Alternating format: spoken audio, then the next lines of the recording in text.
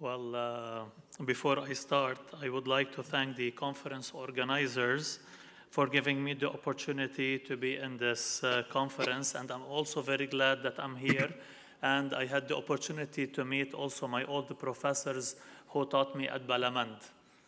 So good evening, everyone, and I'm going to start. Thank you. A tidal wave of transgender headlines and trans-related controversies are being multiplied.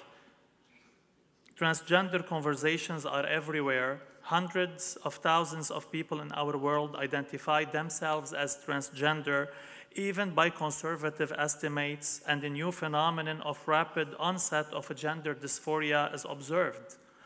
This new underlying philosophy of humanity is throwing the world into great confusion.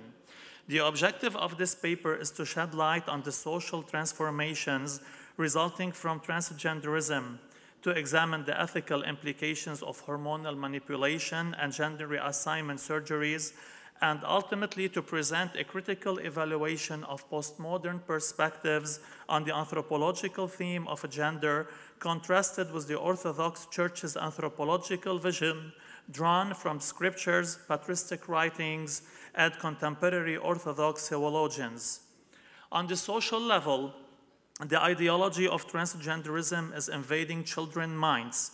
It is being injected into the phase of their development at the time where they are not able to understand logic and lack the ability to comprehend different points of view.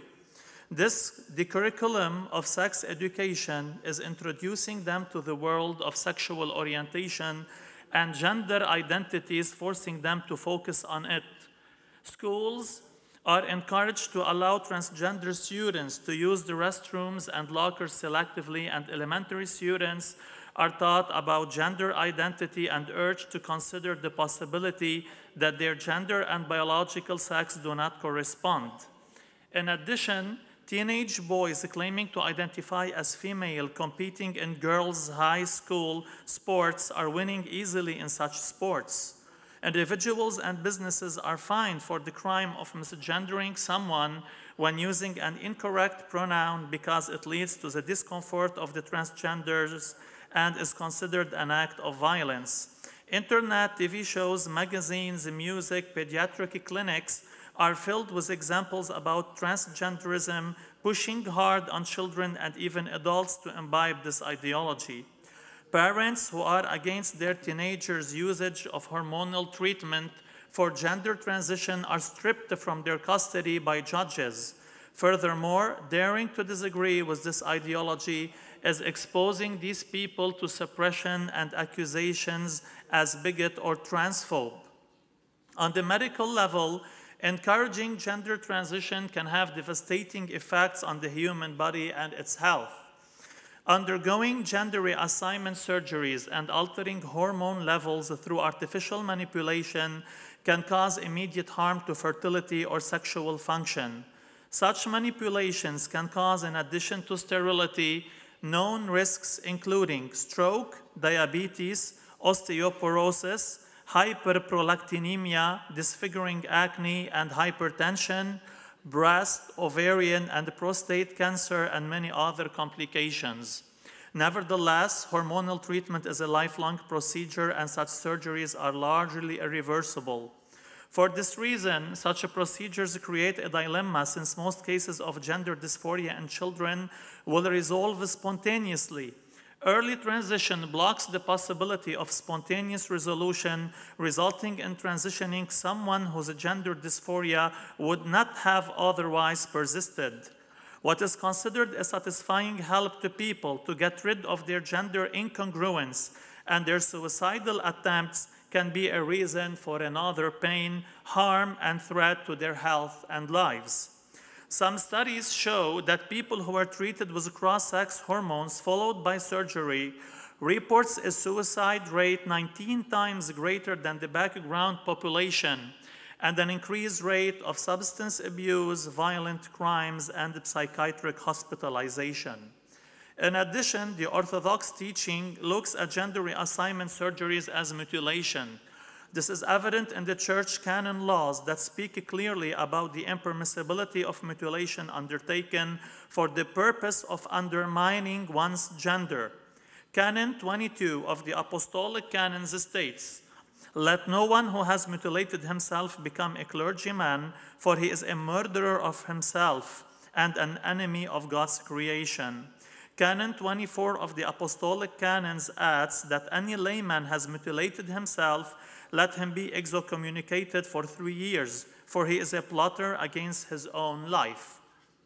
Based on that, the Orthodox teaching highlights the importance of not compromising one's physical integrity as a man and as a woman. The use of medicine and/or surgery to change one's body to give it a feminine or a masculine appearance would be the use of medicine for purposes contrary to nature, which Orthodox Christianity cannot accept. On the anthropological level, transgenderism leads to a severe disconnect between the soul and the body. Ancient philosophies considered the materialistic world as the realm of death and destruction. The most notorious and well-known of these was Gnosticism. Numerous Christian commentators noted the relation between Gnosticism and transgenderism and stated that the ancient heresy of Gnosticism argued that the soul is good because it is spiritual, but the body is evil because it is matter. The body in Gnosticism is like a cage that constrains the good spirit. In this way, the claims presented by transgender people that they are either men trapped in women's bodies or women trapped in men's bodies have strong Gnostic inspiration. These commentators also state that Gnosticism believes in the existence of an inherent tension between our true selves and the bodies we inhabit. The idea that our true self is different than the body we live means that our body is something less than us and can be used, shaped, and changed to match how we feel. This view is totally contrary to the Christian one, where the human being is an embodied soul, and that both the body and soul form an integrated unit. Transgenderism's worldview separates and fragments the body and soul. This expresses their ideology that the human being is composed of disparate bits and pieces. The essence of transgenderism is based on the concept that the body is incidental and the inner being is the true self. The Christian view is far more coherent and solid, where our souls, while embodied, are somehow and in some respects dependent on our bodily states as a physical grounding for consciousness and as a means of perceiving reality outside ourselves. Blessed Augustine wrote in the 5th century in his book, The City of God, what expresses God-designed reality. He states that for a person not to live after the fashion for which he was designed is to live a falsehood. The claim that the psychological sense of self determines the status of a person as male or female distorts man who is created in God's image and likeness. Jean-Claude Larcher confirms that man, according to the fathers of the church, was created by God with an inseparable body and spirit, and they both distinguish man. Neither the body alone nor the spirit alone is able to define man. According to Saint Irenaeus, the body composed of a flesh and made in the image of God is not alone what makes the complete human being. The saint adds that the body is part of the human being and that the soul alone is not man but part of him. Larcher also argues that man then is body and soul at the same time, a compound of two substances, and that the fathers of the church do not stop repeating that man is dual in nature and that his essence is composed of two elements. However, the emphasis on this dual composition, on the presence and coexistence of two elements and on their clear difference does not mean at all a dualistic concept. The fathers emphasize unity of the human structure.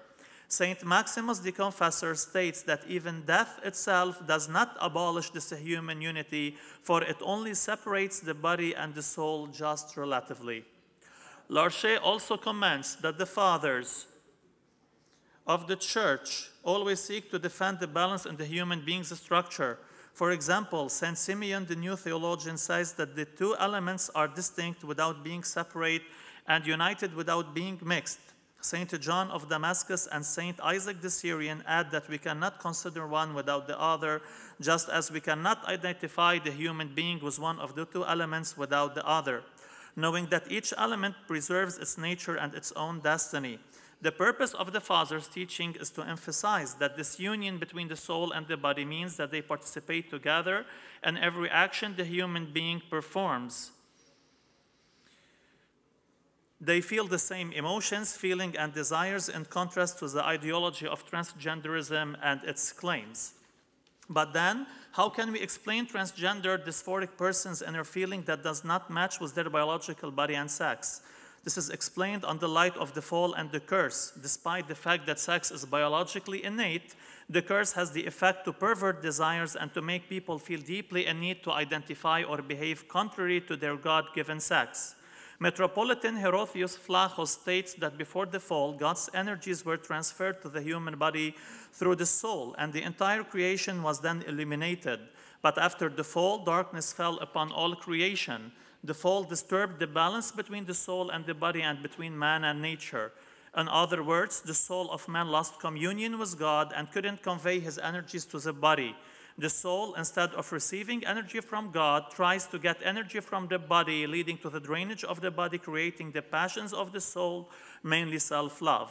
The chief passion is called the irrational love of the body, according to Saint Maximus the Confessor. Due to self-love, many other passions develop. The alienation from God and the loss of man's relationship with him is the reason why pleasure and pain entered into man. The Holy Synod of the OCA affirms that we believe that God created the human race, male and female, and that all conduct with the intent to adopt a gender other than one's birth gender is immoral and therefore sin. However, there are sins which are involuntary, unwilled, unchosen, force people into actions which they themselves do not want and often despise even when they are engaging in them. These are known traditionally as the sins of passion.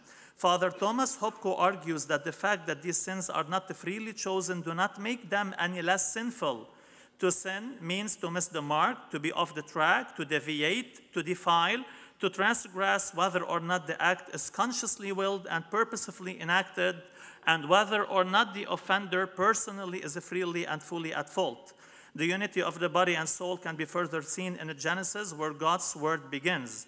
The first man, Adam, was created, formed, given life by a personal God, and man became a living creature. This verse refers to the unity of the individual, where each person consists of two unified parts, the outer body and the inner spirit, both affirmed as good by God the Creator. In addition, we find in Genesis 1:26 and in the Holy Gospel, according to St. Mark 10:6, that man was created in God's image and likeness, in contrast to those influenced by transgenderism, who think their body is just a piece of matter and that their identity as male or female has no special dignity or meaning. Father Bassam Nassif argues that the property of nature as male and as female remains forever as an imprint or a seal. Male and female are God-created, distinct human realities that are not interchangeable. For this reason, existence is inherently given, not invented. Father Nassif also clarifies that a man whose genitals have been amputated is not a woman, but a man who has been mutilated. Just as if you cut off two legs from a quadruped, it does not become a bird, and if you cut off all four, it does not become a snake. This is confirmed by the last cell in the heel of the human foot, which in itself testifies to which sex it belongs to, male or female. Therefore, even if someone were to examine your shoes without ever seeing you, they would know which sex you belong to, male or female, from the cells you leave on your shoes. The biological laboratory that will examine your shoes will send us one of the two answers, male or female. You cannot change this no matter what you do surgically to change your sex. And 1,000 years from now, once an archaeologist examines your skeleton, he will immediately realize what sex you were created with and say, this was a man and this was a woman. I'm done. To sum up, we are clearly facing a deep and unprecedented anthropological crisis in humanity. After this biological analysis, we come to a conclusion grounded into two Christian precepts. First, there is a need to clarify that the humans are not so much a mass of internal feelings as they are temples of the living God, created in God's image and according to his likeness. Second, a fundamental aspect of the divine image in the human being is expressed by sexual differentiation into male and female. As a result, human identity as male or female is fundamentally essential to the human being, and its mutation is contrary to nature. Thank you.